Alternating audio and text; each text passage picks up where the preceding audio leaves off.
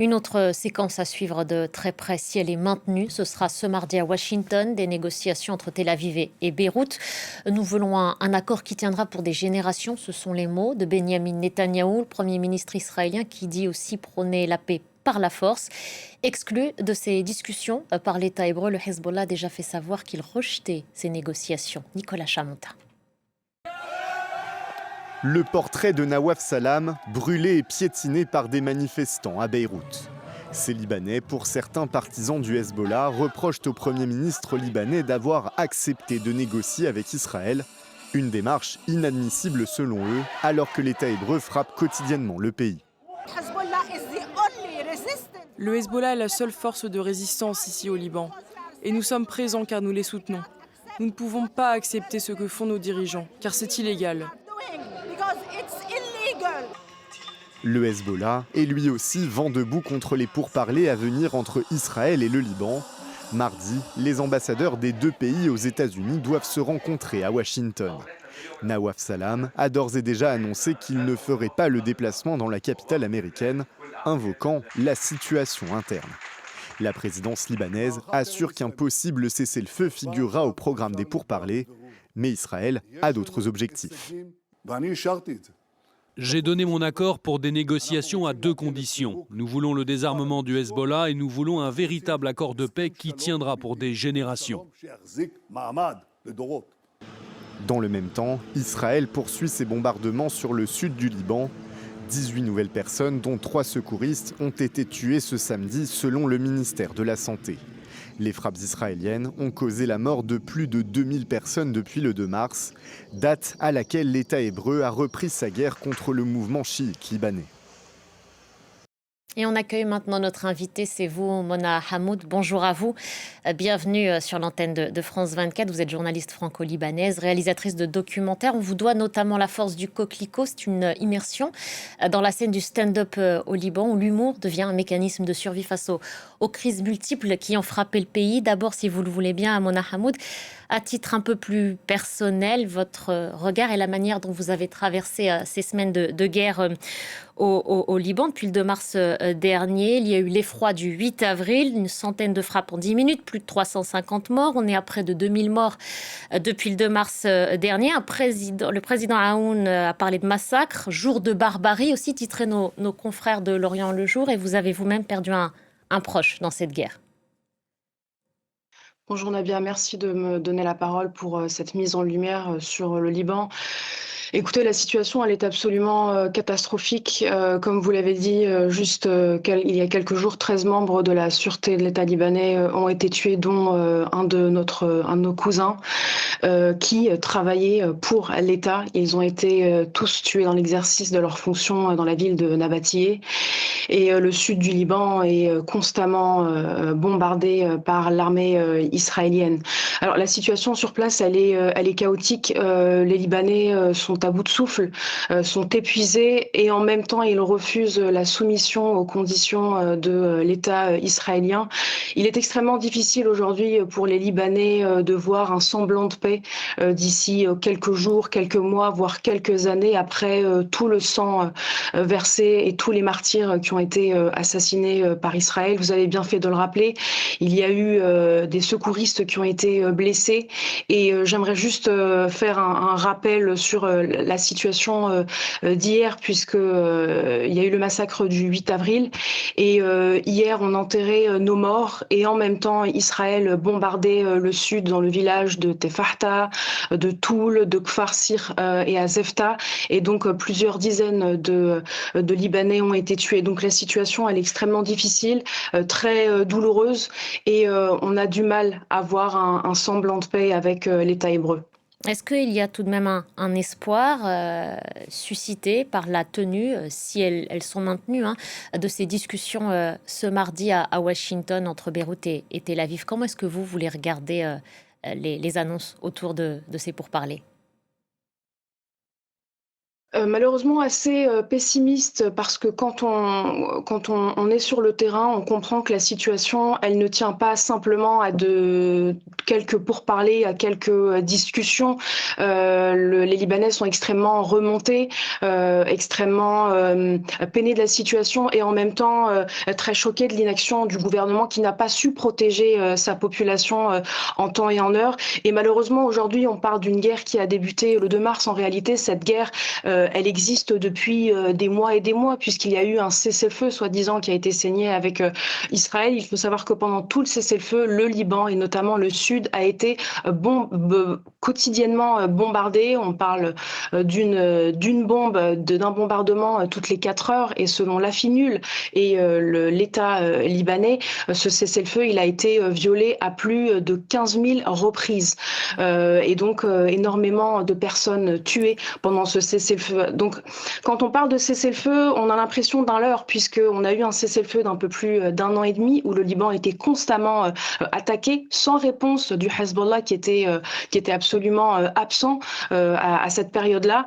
Et de l'autre côté, on a l'État israélien qui nous parle de paix dans la région et qui en même temps continue de perpétrer des massacres, de tuer des civils, de tuer des femmes, des enfants, des hommes et même des membres de la sûreté de l'État libanais. C'est pour vous dire un petit peu le mépris qu'a l'État israélien envers des personnes qui sont censées représenter l'État.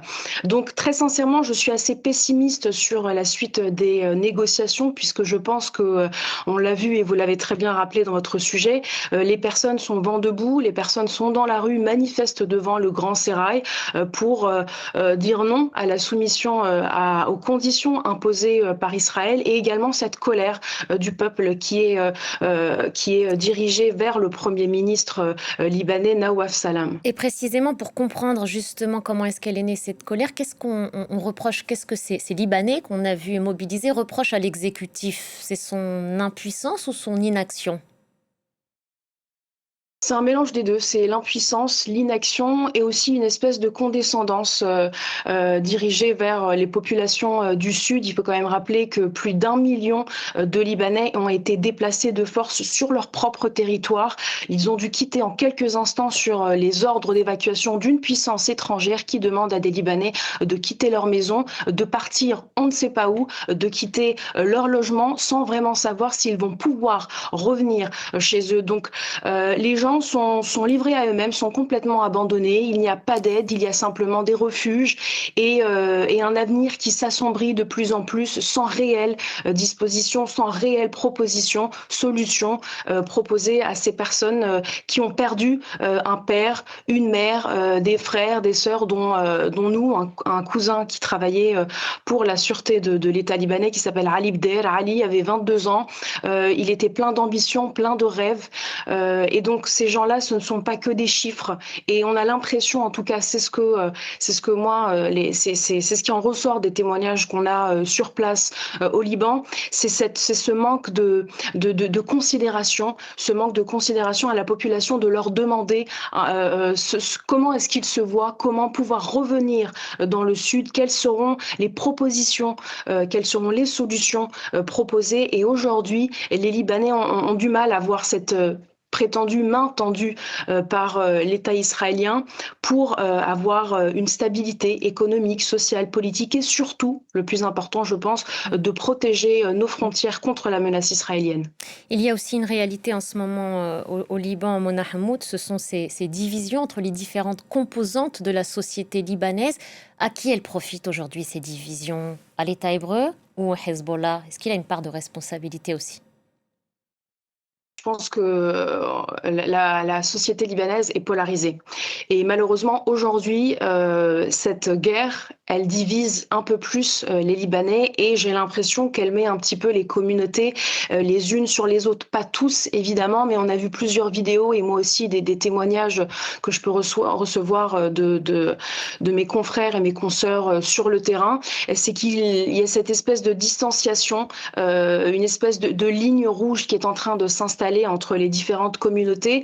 Et je pense que cela profite profondément à Israël, qui essaye de semer une graine dans la tête de certains Libanais, qui essaye de leur dire indirectement, regardez, tous les problèmes du Liban sont à cause du Hezbollah, et Israël est la seule solution. J'entends souvent Olivier Rafovitch qui répète à tue-tête que Israël fait le sale boulot et que les Libanais devraient le remercier.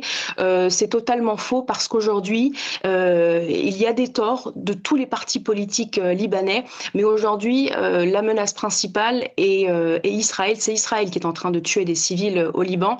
Et donc, il y a cette polarisation de la société. Il y a ceux qui estiment que le Hezbollah, qui est un groupe armé, mais qui est également un parti politique au Liban, devrait disparaître, et d'autres qui estiment que le Hezbollah est une résistance face à l'ennemi. Donc, vous avez deux courants de pensée qui s'affrontent, et évidemment que ça profite à Israël. Il suffit juste de lire la presse ou de regarder les émissions israéliennes à la télé, et vous avez des experts en géopolitique qui expliquent que l'objectif est de créer le chaos au sein même de la population libanaise pour créer cette scission entre les Libanais. Bien heureusement, ce n'est pas le climat ambiant dans tout le Liban, mais il est vrai que cela profite à Israël et que ça divise encore plus la population. Et à l'Iran, Mona Hamoud, parce qu'on voit aussi, on a vu ces portraits du Premier ministre Nawaf Salem brûlés par des partisans du Hezbollah. Le Hezbollah et l'Iran étant liés, on n'a plus besoin de le démontrer. Est-ce que l'Iran aussi est en train de se frotter les mains face à cette situation, d'après vous? Est-ce qu'elle a aussi intérêt à semer une forme de chaos au Liban même? Alors, je ne sais pas si l'Iran a des intérêts au Liban, mis à part le fait que, évidemment, le Hezbollah et l'Iran soient des alliés. Je pense qu'aujourd'hui, la principale mission de l'Iran, c'est d'arrêter la guerre et d'arrêter les massacres dans son propre pays. Alors, il faut savoir que, comme vous l'avez dit, au Liban, la société, elle est complètement polarisée. Il y a ceux qui rejettent le Hezbollah et qui rejettent notamment l'Iran. Mais moi, personnellement, je pense que le Liban doit penser au Liban avant tout également. Sauf que vous avez une réalité aussi, c'est qu'aujourd'hui, est-ce que l'armée libanaise est capable de protéger notre pays ? Je ne sais pas. Et aujourd'hui, elle n'est plus présente dans le sud. Donc, vous avez plusieurs questions qui sortent qui sortent concernant cette situation. C'est que premièrement, l'Iran, évidemment que l'idéal ce serait que le Liban pense au Liban et que le Liban soit complètement indépendant.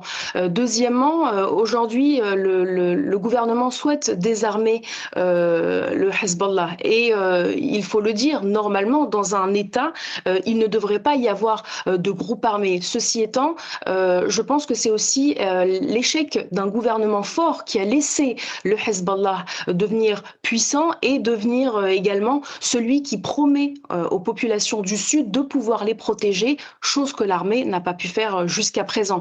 Donc je pense qu'il ne faut pas avoir une vision manichéenne sur ce sujet, et il faut essayer de voir aujourd'hui comment le Liban peut s'en sortir, comment le Liban peut être à 100% indépendant, et comment surtout le Liban peut se protéger avec une armée forte, un gouvernement fort et indépendant de toute ingérence étrangère, pour pouvoir protéger ses frontières, protéger son peuple et surtout se protéger de la menace israélienne. Merci beaucoup, Mona Hamoud. Merci d'avoir pris le temps de répondre à nos questions sur France 24. Merci.